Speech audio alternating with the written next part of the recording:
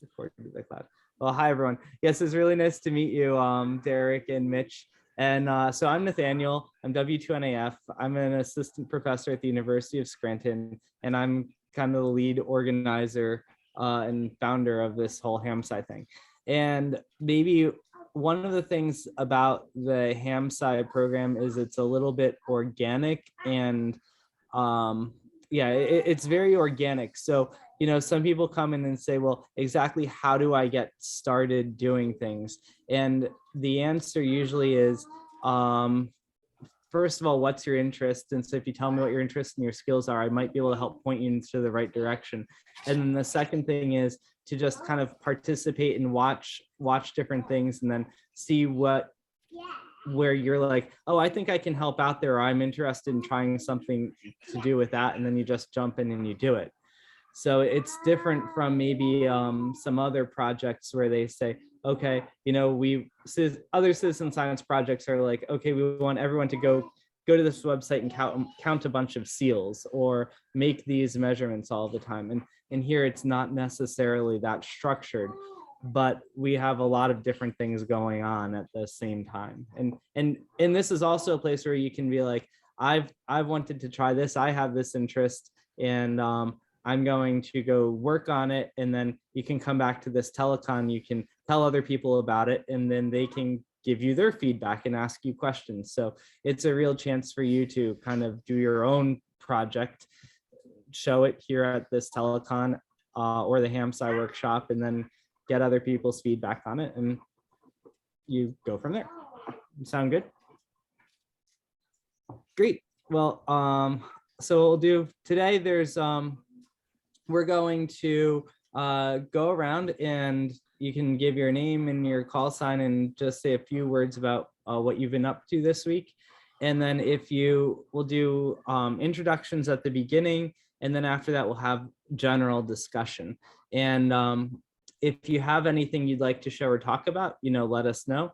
I know Bob Gerzoff has been working on some statistics. So if no one else has anything to say, we'll go hear what Bob has to say about what he's doing. So let's see. So it's been a very busy week for me. I'm working on a number of different projects, including the Personal Space Weather Station project. And I have a number of projects that are looking at traveling ionospheric disturbances in the RBN, WhisperNet, PSK reporter data, and also SuperDARN and GPS TEC data. And I have like 3 different variations of working on this project. So I'm trying to make progress on all different variations of it. So probably the biggest news is that I did finish, I did send in a paper to Geophysical Research Letters about a large-scale traveling ionospheric disturbance I saw in the PSK and RBN WhisperNet data, and that came back. It was reviewed very favorably. I have a couple of minor revisions I have to do on that, and then hopefully that will go through within the next, you know, I have about 2 weeks to get those revisions done. So hopefully that will go through. And then along with that paper, then Bill Engelke, he's working on a paper that he just sent a manuscript out for some co-authors, so we can talk a little bit about what he's doing. Other big news, the HamSCI workshop, the in-person registration is now open on the website. So if you want to register, you are more than welcome to register for the in-person workshop on the website. We will have a virtual link as well, but that registration won't be open until probably late February, early March. So currently we have about 30-35 abstracts that we know about that have either been submitted or we know about. So we're doing really well. All right, let's go over to, I'll just go down the list here. Bob Gerzoff, just a couple of words, and then we'll save your bigger presentation for the general discussion. Okay. Hi, I'm Bob Gerzoff, retired public health statistician, formerly with the CDC. I've been crunching WSPR data on 20 meters and looking at what I'm entitling short-term variation. in WSPR signal to noise ratio reports. And I'll get into a few more details and hopefully, and I will be presenting it at HamSCI, and I'll get into a few more details here and hopefully not have a spoiler alert. Thanks a lot, Bob. Sounds great. See, next on the list is Bill Engelke, AB4EJ. Well, thanks there, Net Control. This is Alpha Bravo 4 Echo Juliet, home QTH, Northport, Alabama, near Tuscaloosa, home of the University of Alabama, Roll Tide, where I work as a research engineer. Retired several times, but now I'm in a nice position of being able to get paid to do my hobby. So I work part-time for the university working on this. And as long as I, produce something that looks like academic work from time to time, nobody pays a whole lot of attention to what I do. So I coordinate with the computer science department. I'm actually a member of the Center for Advanced Public Safety, which is a spin-off of computer science underneath the college. And for a number of years, I worked on doing law enforcement related software, mainly enforcement of commercial vehicles, designing those in-ground systems that measure trucks as they go by on the highway and so forth and so on. But this is actually much more interesting. What I'm doing now is a couple of things. I'm working on the personal space weather station project, doing the software for the local host that will run the Tangerine software-defined radio, and also the central control system that will be used to collect central data. For the new NASA project, I'm wrangling the data and also working on doing some data analysis, line up the transient ionospheric disturbances that we see in things like the HF radar, SuperDawn system, and the spot data. It seems we get so much data now on PSK Reporter especially, that you can see the ionosphere moving quite dramatically. And we're starting to get so much data, you can even spot, I believe, medium scale. Small stuff is starting to pop out, because we're getting upwards of 20 million spots per day, every day, 365 days a year, all over the bands and all over, all through the night, all through the day. So anyway, working on a paper for that, just now starting to circulate it for comments, and it seems as though doing the illustrations to get them to look presentable for publication looks like it may take as much as the rest of the paper combined.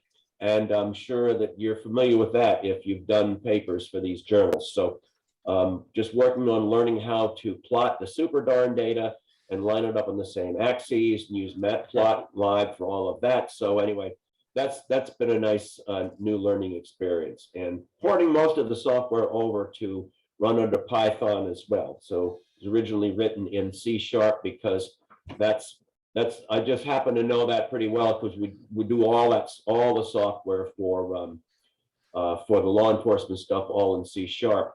But you can make Python do all the same stuff. Anyway, so back to Net. Thank you very much, Phil. That sounds really good. Next, we have David Kasdan, AD8Y. David here, also retiree. Retired from medical practice, but with an electrical engineering background.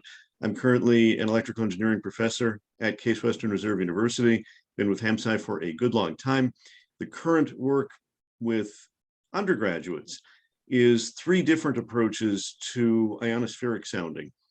One through time delay of WWVB at 60 kilohertz, one through measurement of the second ticks from WWV and WWVH, and the other is a resurrection of the 1970s technique of coherent CW, offering NIST synchronized radiotelegraphy in a way that's accessible to technician licensees for QSO pleasures, but incidentally for measuring time of flight of signals and ionospheric sounding. Hi from Case, hi from snowy Cleveland. Oh yeah, you're getting it good, huh? Yeah, we're gonna get walloped. All right, thank you very much, David. And now to the other David, N1HAC. Hello all. David, N1HAC, research engineer at Dartmouth College for many years, and now newly a research engineer for NJIT also. For Dartmouth, I've done a lot of receiver systems, both ground, rocket. I've done some work on high altitude balloons. And then for NJIT, I'm working on a solar power system for Antarctica, which has its challenges. Yeah, I've consented to do a presentation for HamSCI on our the antennas that we use for our research. We actually, primary research has been auroral emissions, which are anything from like 100 kilohertz up through 5 megahertz. Hiss, roars, MF bursts, and AKR, auroral kilometric radiation, which is essentially in the AM band, which generally we try to get the antennas as far away from AM broadcast as we can. We've got stuff in Alaska, Canada. We've had stuff in Norway and Sweden, and we got stuff down in Antarctica, South Pole, and trying to put something in Baffin Bay, which would be conjugate to South Pole, and watch stuff bounce back and forth. But these antennas are broadband due to the nature of our research. And so I'll present the design considerations for broadband loop antennas. So back to Nat. Thank you very much, David. That sounds great. And next we have Robinette, AI6VN. Hey, Rob, how are you? I'm fine. I've been very busy on my Whisper stuff, but in terms of what David just mentioned, we since I last talked, I did help Bill Lyle and Pierre Foucault, is that right? Is install the receive system up at VY0ERC up in Greenland. Well, no, northern Canada, very, very northern Canada. And so there is a Whisper receive system. I haven't been checking on it much, in operation up there, and contributing a very few spots and a tremendous amount of noise, because unfortunately the antenna system, the receive system, is I think corrupted by a lot of local RFI. So I think we're going to have to wait for the next trip, perhaps up in next summer, before it's going to be corrected. There is also a Whisper beacon that's been transmitting up there as well on 80 through 10 meters, which is 200 milliwatts. So I wasn't involved in that, but it's well, the last time I looked, it has a very few stations are receiving it. I think, perhaps because of the antenna, perhaps because of obviously the location has its constraints there. It's up near the magnetic North Pole. So, but the site in general has, we have remote connectivity to it. So it's possible to gather, can tune to any frequency up there. It's, and make recordings and download them. But because the background noise level is so high, I don't think there's at the moment useful information that can be gathered from it. But I think that in general, there's an intention to make this site much more useful in the coming months or years, and I'll continue to support it. So that's the I think my activity that's probably of greatest interest to this group. I also have uncovered, with the help, shouldn't even take all the credit for this, but we have uncovered some problems with the Whisper daemon database and documented it. WhisperNet is dropping packets. So if you're depending upon your Whisper as part of your scientific research, you should be aware that depending upon the time of day and the capabilities of your receiver, of the computer, your Whisper computer, that up to 10% of your spots can be lost. So that's another note of caution to people who are trying to rely on that for scientific research purposes. So anyway, that's an upload problem. It's not, there's an upload problem. There's also a drop packets within the database problem. So there's several problems with WhisperNet as a source of receive conditions data. These aren't major problems, but they're they are things I think that one would want to be aware of if you're trying to use that data. Anyway, that's my summary, and I'll send it back to the net. Thank you very much, Rob.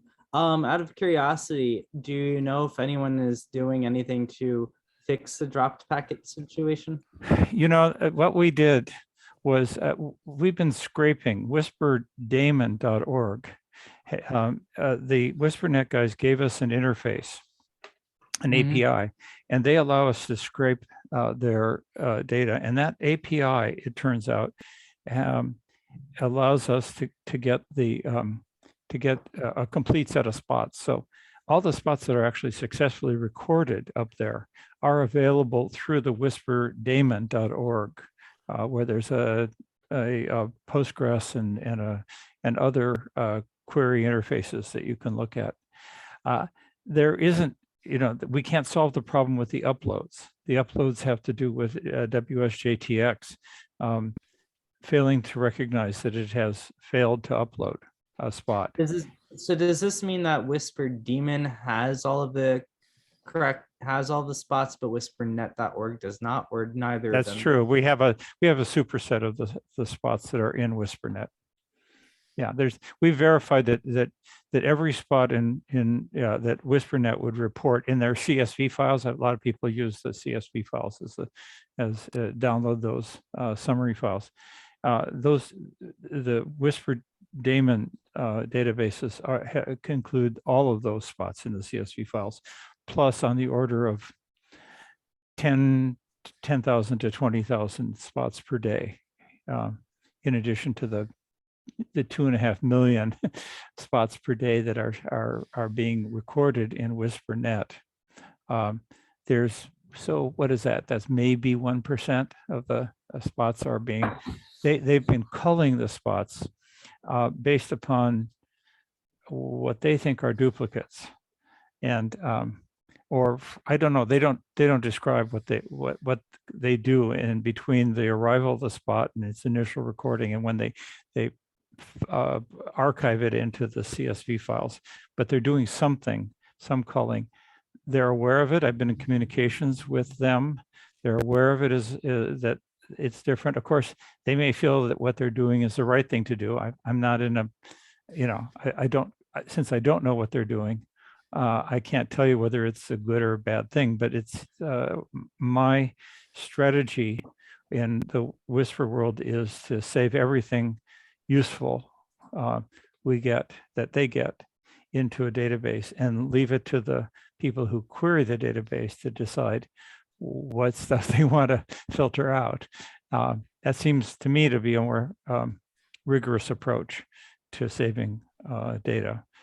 But so that's one. The upload problem is we suffer along with them. They, if a JTX client fails to upload and doesn't do anything about it, we don't, our scrape doesn't get that spot either. that's really more of a problem from JTX. We published our results. Gwen G3ZIL did most of this work, but we've been also working with Phil VK7JJ, who has his whisper.live slot. And all three of us have worked on this for probably 2 months, I think, to really validate that, we actually went through and did a test, 3 independent tests of comparing what JTX got with what came back from WhisperNet.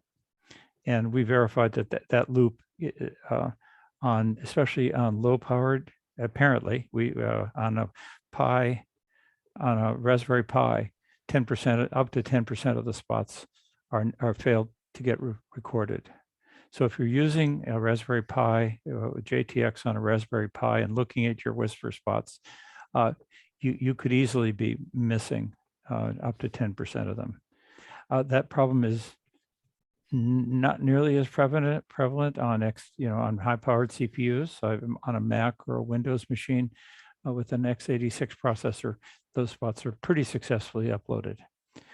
We haven't gone farther than that. We did to research other upload clients, but those are the 2 data points we have. So we have validated the complete round trip. So, and by the way, my Whisper Daemon client, even running on a Pi, it does not lose a spot, not one ever. So so the problem isn't inherent to a Pi. It's because most of the Whisper Daemon clients are using Pis to do their uploading and spot capturing.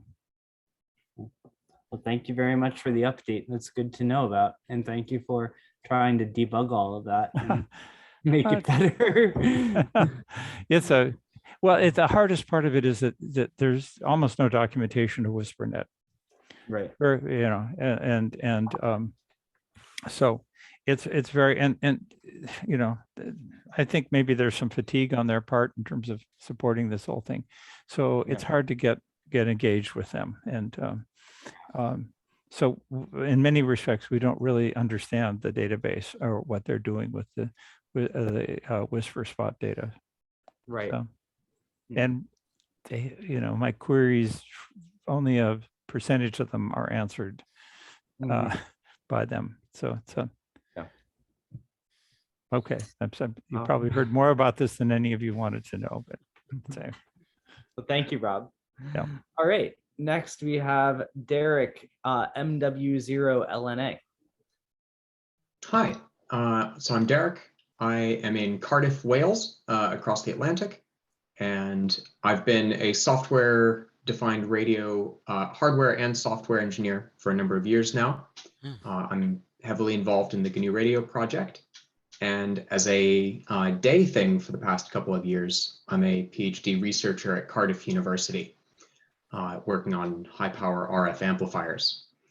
I came along today because we had a student project last summer, which was working on a Python client library for the Flex radios. And then when the Frequency Measurement Festival happened over December, there was some work done by some members of the GNU Radio community to build up a data analysis real-time pipeline there, which automatically uploads frequency measurement data. And I'm very interested in connecting the 2 of them, because we should be able to monitor 2 to 4 frequencies automatically, completely headlessly, using a Python script, doing that data logging with any Flex anywhere in the world. What I don't have is a lot of time. What I need is Python programmers and Flex radio owners to do a bit of testing and preferably a bit of development. We have a couple of people on board already. More would be wonderful. And that's why I'm here tonight. Well, you're certainly welcome to recruit here. And so you can see, we only have a small group on the Telecon today, but you are certainly welcome to recruit people on the listserv as well, which has about almost 500 people on it. So I think that's great. You're also, if you wanted to, I don't know if you've put in a talk or poster at the HamSCI workshop, but you're welcome to submit an abstract and you can advertise there as well. Great, thanks. The Python library is installable with pip. So if you have a standard Python environment, you can do pip install flex client, and you will get something that technically functions. I make no further promises, but hopefully with a few people, it'll improve dramatically. The code is all up on GitHub. I'm very indebted to the Open Research Institute, who have offered to host the project going forwards and provide a home for it. So I'm happy to have transitioned from a student project mentor to now just a user of the library. Thank you. Really nice to meet you. Great. And next we have John, N8OBJ. Hello, I'm John, N8OBJ, located in sunny, not so sunny actually, Macedonia, Ohio, which is halfway between Cleveland and Akron. And we're in the middle of our rain/ice/snowstorm, and we're in the snowstorm phase, but we got a layer of ice underneath it, so it's kind of treacherous out there. Pretty much all of Cleveland is shut down. In fact, Case shut down today, and we're home on leave. Anyway, I am the hardware designer for the Grape 1 personal space weather station. I am currently engaged in creating Grape 2, which is going to be a 4-channel version of it with a much more sophisticated data collection engine that is synchronized to the GPS 1 PPS signal. Grape 1 was synchronized to it via the FTP or NTP client. So you're probably plus or minus 50 milliseconds. This is going to bring it down to at least 4 orders of magnitude more time specific for synchronization. Currently in the middle of the design. I just finished up the data collection engine. I'm also working on, I've got the 4-channel preamp to drive the 4 radios working. I have a couple of those out for testing. Pretty much starting to work with Bob Benedict on trying to create the actual code that's going to do the data collection, in addition to it'll be collecting the magnetometer data that's going to be tied into each station, as well as temperature data and other aspects of the data collection stuff that we're trying to grab. I am a lab director at Case Western Reserve's Circuits Design Lab. I retired at 55 and came out of retirement when the lab director came after me and he wanted me to run it. So it's been a lot of fun. I get to work with students, enjoy doing that, teaching them which end of a soldering iron to hold, all the way up to doing real data collection. Because I spent my 20 years of my career at Keithley Instruments. There I was the local expert on electrometers. I designed a KI6517B and a couple other units that went into their system, like their S600 system, wafer testing systems that went into a lot of Intel facilities, of which they're building one in Ohio now, which is really cool. So anyway, keep myself busy trying to keep up with keeping the firmware updates and the Grape 1 systems running. I haven't had too much input on that because it's been running pretty well. I know I just created a script that's going to allow the automatic upload of daily data to a repo that the WWV Amateur Radio Club is hosting for us until Bill gets his system online, which will be a big step forward for Nathaniel and for the PhD student I'm supporting, Christina Collins, for her data research. And we've got actively, I think, 34 active stations, 30 of which are in the United States. We've got one in, I want to say it was the Netherlands. And we've got another one that came online that was someplace across over there that they were trying to win the award for the lowest elevation. The one in the Netherlands right now is still 2 meters below sea level. So I asked him if he had any interest in a boating hobby, and he said he did. So that's a good thing. But basically, that's where I'm at. I am an analog design engineer. I do tinker around with computer design and software design, but my specialty is hardware analog. And I've done a lot of work with ASIC design and DSP programming and other aspects of hardware design for that kind of stuff. So all around, just enjoy playing with this stuff and supporting the group, and I have learned a lot. So back to Net. Thank you very much, John. That is great. And over to Mitch. Go ahead. Hey, thank you again, guys, for letting me join. This is a hell of a brain trust, and I really appreciate being a part of this. My name is Mitch. My call, Whiskey 2 Mike Delta Echo. Been a ham since 65, long time. And I just recently came across HamSCI, and also in the last year or so, just became acquainted with Dr. Tabitha Scope, who's fascinating. And it's like, okay, these things are coming together in my universe now. And in terms of ham radio, I kind of figured out my focus is not so much making the contact, but I enjoy setting up the rig, if that makes any sense. It seems to be that I spend more time behind the scenes trying to figure out how to get something done. And once I'm there, it's like, okay, it's time to move on to the next thing and not necessarily have the QSO, even though I've had a bunch of great QSOs. But so what I guess I'm trying to say is there's a technical aspect to this hobby that has piqued my interest, and I've learned to really kind of recognize over the years. And so when I saw HamSCI and kind of where you have all your fingers and all these multiple pies, I said, wow, this is cool. So let me learn more. So that's the point I'm at. I'm at the sponge mode. I've been a Whisper participant for a little over 11 years, and that's mostly with a pair of ears. And just recently I started transmitting a beacon using the Zactec unit, in this case 40 through 10, not 80 through 10. And that's really more of an antenna restriction than anything else. And I'm absolutely amazed. So many hams figure out, okay, how much power can I use? And it just amazes me how far you can get with so little power. All right, so I'm still in that, boy, this is incredible stage, even though I've been doing this for a while. So it's time to look into some of the technical aspects of it. And Rob, I was interested in some of the stuff you were saying about the drop packets.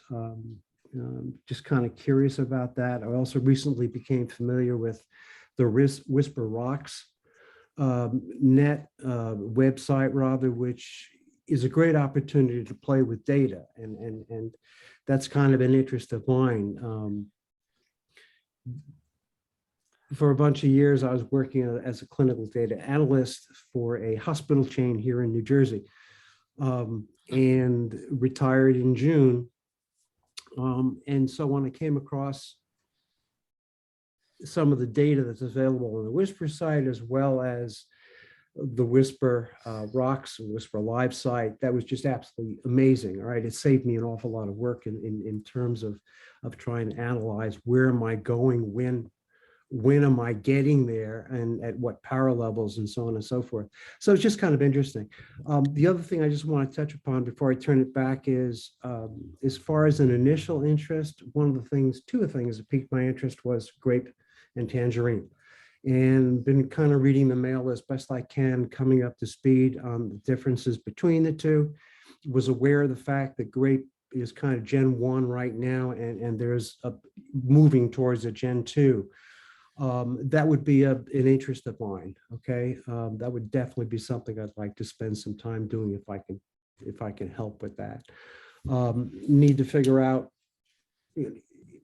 I won't say money is no issue, because it's always an issue, but I will say that I'm interested enough to pour some money into it. You're right, and I know that's everyone's kind of Achilles heel these days. But I'm there, and if I can help, I want to help. I want to be a part of that if I can.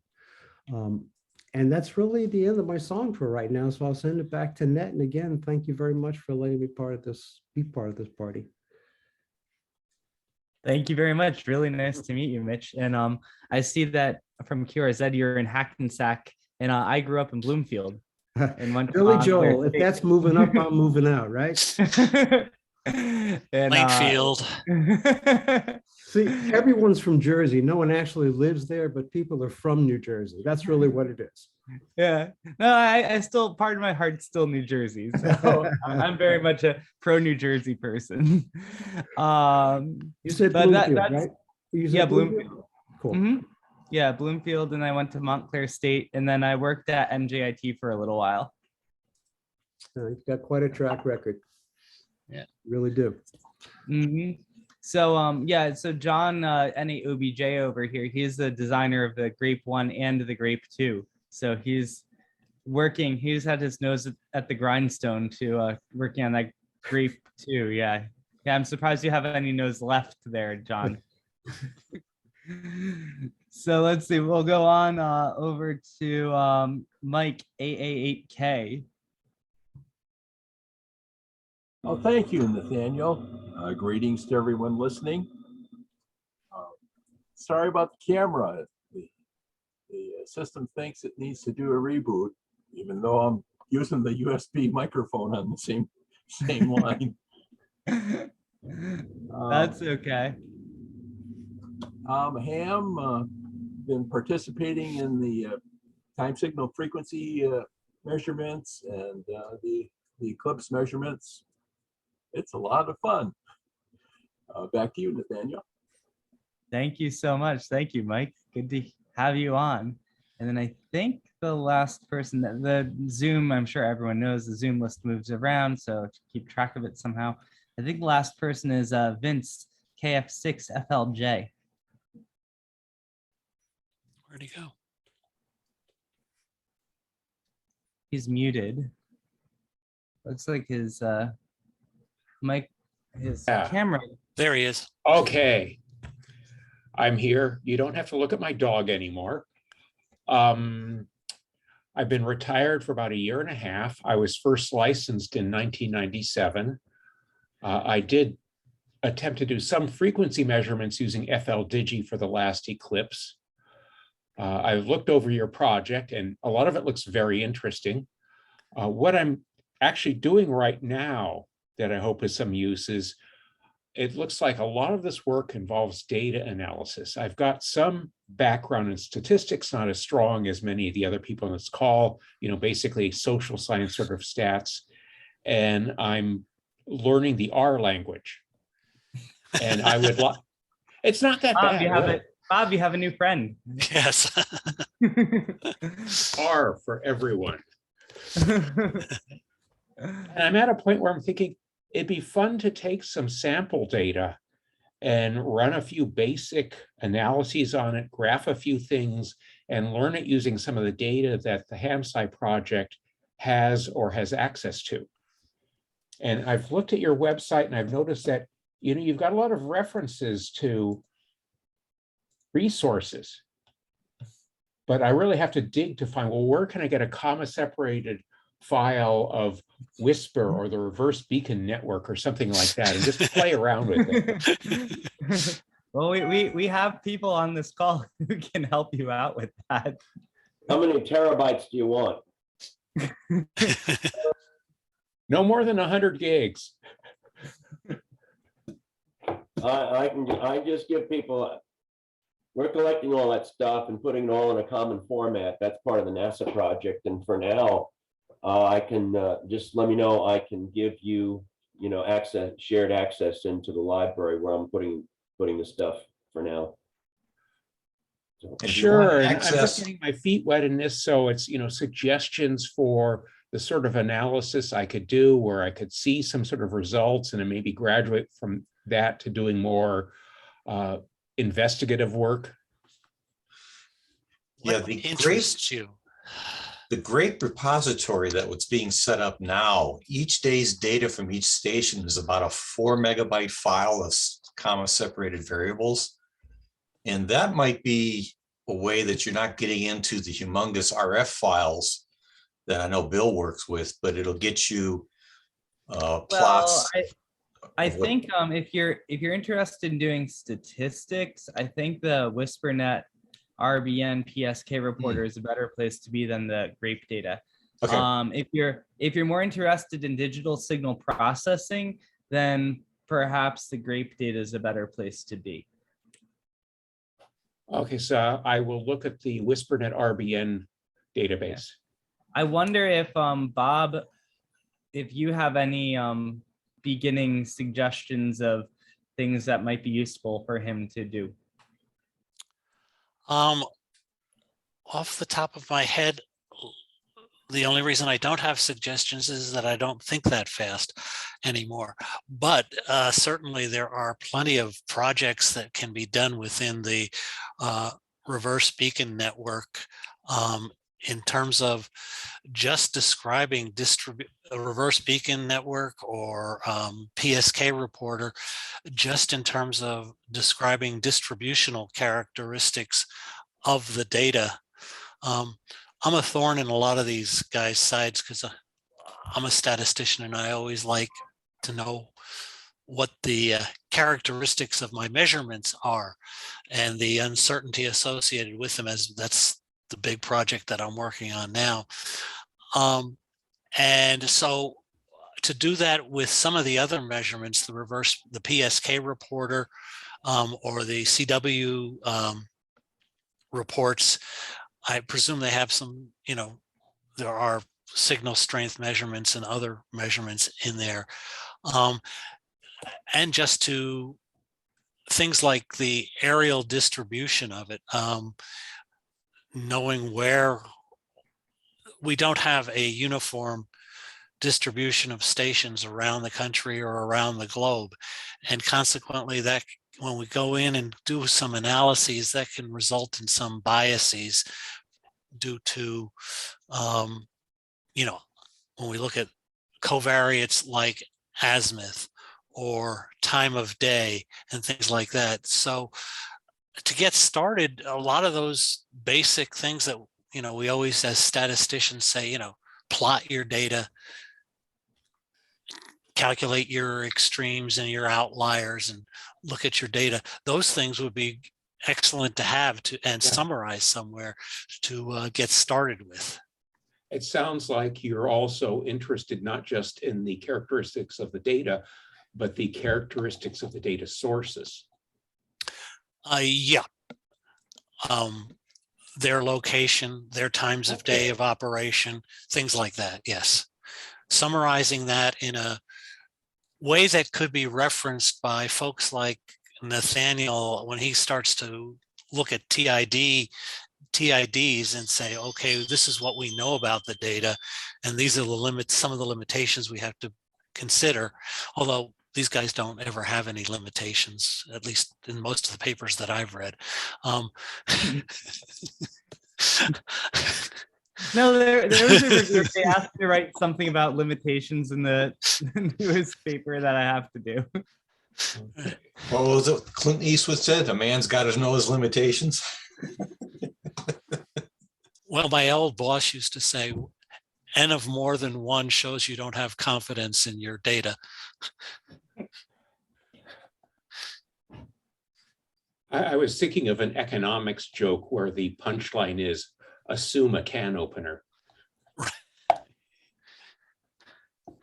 Something like you've got an engineer and an economist stranded on a desert island. Yeah. Anyway, the call sign's WK2Y. I'm in QRZ. It's WK2YARL.net will get you to me, and then I'll give you the personal email.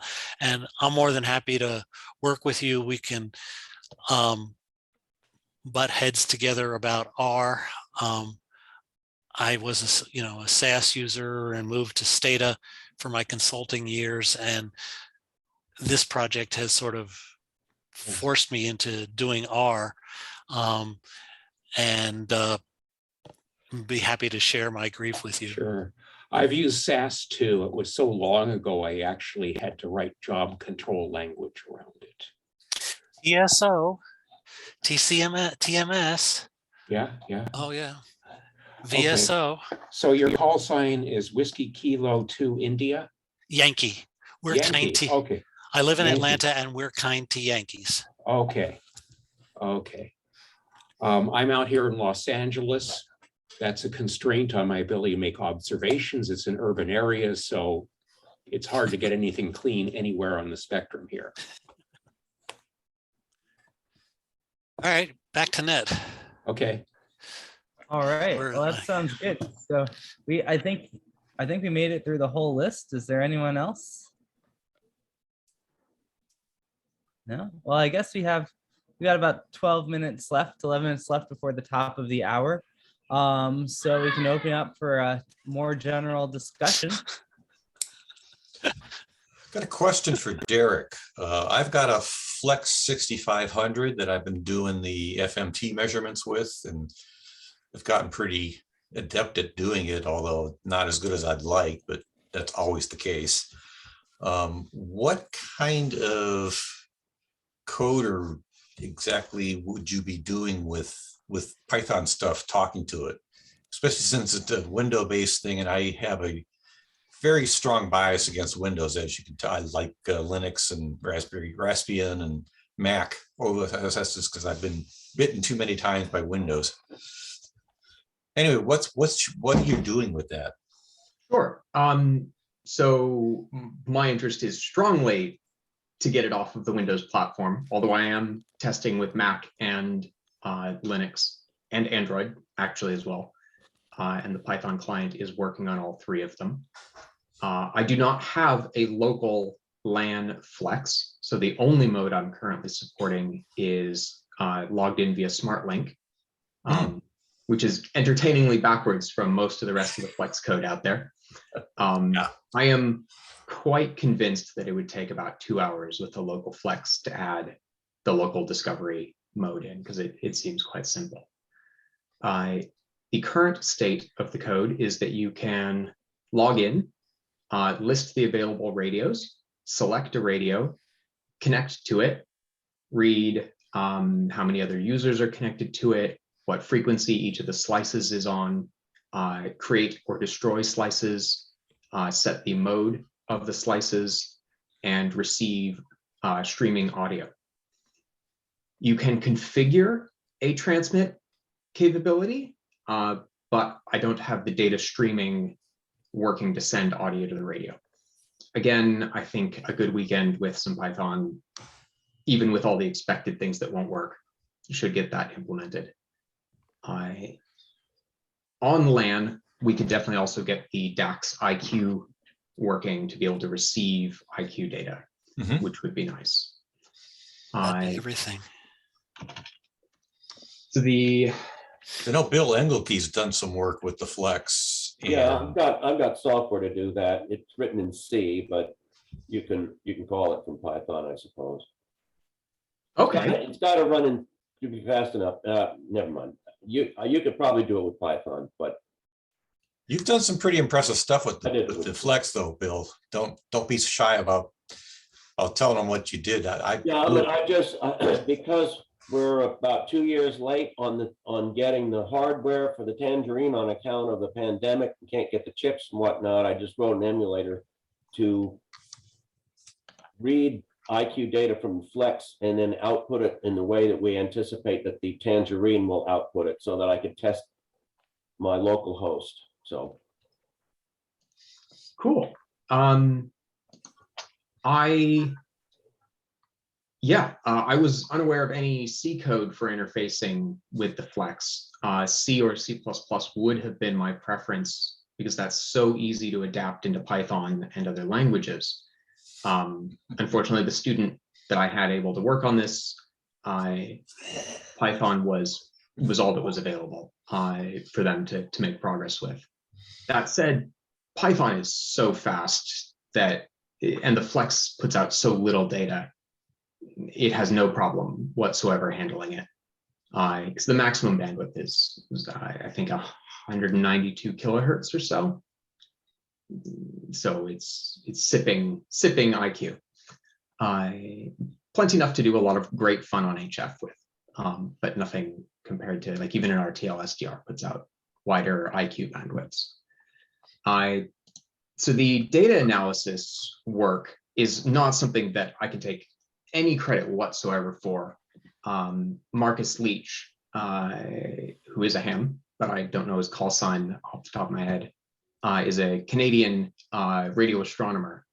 And he put together a GNU radio data signal processing environment, which not only tracks the frequency, deviation, and power of the primary tones, it also the primary carrier for frequency reference. It also checks for several of these side tones and monitors their presence and power levels. So you can get frequency, deviation, SNR, and whether or not those side tones are present, and use those to augment the frequency tracking. If I can share my screen, I can show you what one of those plots looks like. Christina Collins was talking to him over the winter, and so this isn't a new thing to her, but this is one day worth of plot. And so plotting this all on the same scale makes it not quite as useful to see. The parts per million frequency deviation shows up as, essentially a straight purple line down at the base of this. But obviously, if you zoomed out, you'd get the resolution. It is doing long time integration that's configurable, so you can trade off frequency resolution for time resolution. And then you can see the yellow line asserts when the side tones are present. This would be the data processing pipeline that I would be working with first and foremost, but you get streaming single sideband audio or IQ. And so you can plug whatever processing you'd like onto that. His script automatically uploads text files, and so you can grab all of the data that's displayed in that plot. Come on. From his website, if I can ever find it. And it automatically logs that. There we are. So that's daily plots since early December from his station. And I know of at least 2 other stations which are now using this script to do daily WWV logging.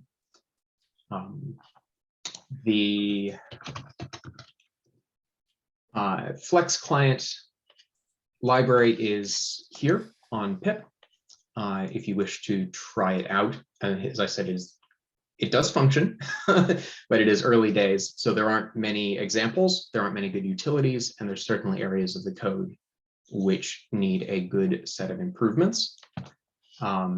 Everything is hosted up on GitHub, and so you can track the issues and stuff like that. I'm working over in my repository to improve some of the SmartLink logins. So I have some work that's a little bit newer, both to add LAN support and to improve the SmartLink. But it should be quite capable of doing, well, anything you can do with a Flex pretty quickly. Come on, zoom. There we are. Yeah. Is there a reason why you're focused solely on the Flex? Available hardware, and most everything else has really good software support. What alternative would you be interested in? I don't know. There's there's 2,000 Kiwi SDRs around the world you could record off of, and many of them are GPS disciplines, so they're within a hertz at their fractional ppm accuracy. So that's a resource that you might consider. There's a client Kiwi recorder that would allow you to record from them, and I have a couple of sites that are GPS disciplined that you could record from that are very high quality. So if you're interested, but I know you're well down your current path, so I'm not trying to. I'm actually on the other side of things. Yeah. I'm totally uninterested in the data. I'm so glad that you all are interested in the data. I am only interested in the plumbing and the interface. Yeah. So once the data gets to you, I wash my hands of it. But I just thought that this would be a really good. It would be an opportunity both for you to have access to radios that aren't currently being used for this, or are being underutilized, If somebody has a flex and they're only monitoring one frequency beacon, that's 50% of what they could be recording, and there's no automation of saying every 5 minutes jump to the next band and record a beacon there. That would be trivial to script with this stuff like that. How many sites have you been using yours? You're recording from?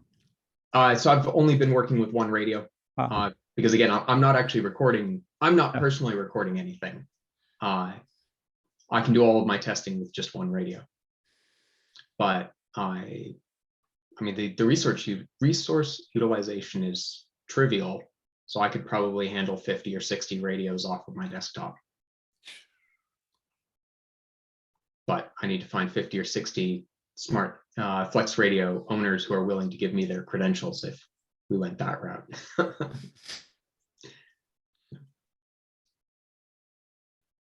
But if anyone is interested in, has access to a flex and is interested in using the code or contributing to it, I'd be happy to have one-on-one sessions or whatever to walk through it. Yeah, I'll play with a little bit, Derek. I have a flex, and I guess it's probably time I play with a little bit more for this, because eventually we are going to get a working Tangerine hardware. So a little bit more exercising of the code would not be bad at all. And to convert it all over to Python would probably be, simplify things, because now it's, you got part of it in C and part of it in Python. You're passing data back and forth with sockets and all this and that, and maybe I don't need to do all that. So I'll take a look at it.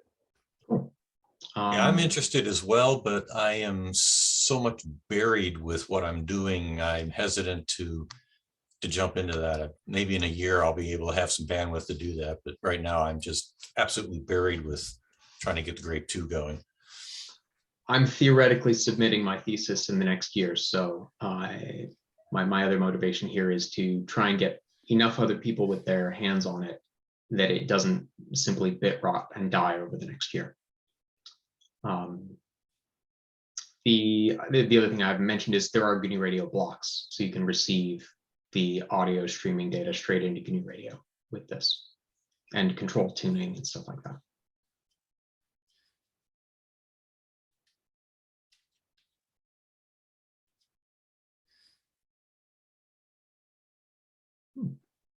That all sounds great.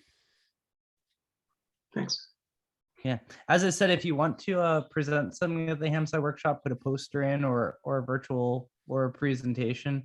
I'm going to be going through the abstract list this weekend, the submitted abstracts. I'm going to be putting it together a draft agenda. So if you can get it in within the next day or so, then I'll be able to possibly consider it. I'm going to, I'm not going to promise whether it will be an oral presentation or a poster. If it is a poster, what I'm probably going to do for the poster presentations is that probably all posters and demos will have like a 5-minute time slot to talk, to kind of give an overview of their poster. And then you can, and then we'll post the posters electronically online. And then people who are in person can be in person. But I have to look at like all the submissions to figure out what's going to be what. Great. I will consider that and see if I can get it in. I'm helping run the FOSDEM Free Software Radio Conference this weekend. So it's a little busy, but I'll give it a shot. I understand. And it's just if this will help you out. And as I said too, you're welcome to go on the HamSCI listserv, the Google group, and you're welcome to try and recruit people there to help you out too. Great. Thank you. You're welcome. Well, I think that brings us to 4 o'clock. So I think we'll bring the meeting to a close for today. Thank you so much. And we look forward to seeing you in 2 weeks. Wonderful. 73. 73, everybody. 73. Bye-bye. Take care, everybody.